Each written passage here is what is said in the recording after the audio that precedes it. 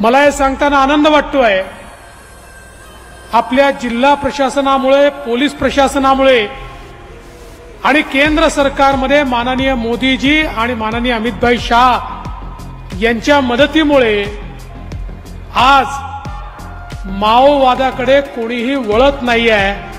गेल्या 4 वर्षांमध्ये माओवादी संघटनांना गडचिरोलीतनं एकही रिक्रूट मिळालेला नाहीये। उलट मोठ्या प्रमाणात आता माओवादी जे आहेत आत्मसमर्पण करून आपल्या मुख्य धारेमध्ये येत आहेत आणि माओवाद नाही तर भारताचं संविधान आम्ही मानतो अशा प्रकारचा नारा देत आज आपल्या मुख्य धारेमध्ये हे लोक येत आहेत। आणि मला विश्वास आहे की येत्या काळामध्ये माओवाद हा भूतकाळ असेल आणि एक संपन्न समृद्ध अशा प्रकारचं गडचिरोली आम्ही तयार केल्याशिवाय राहणार नाही।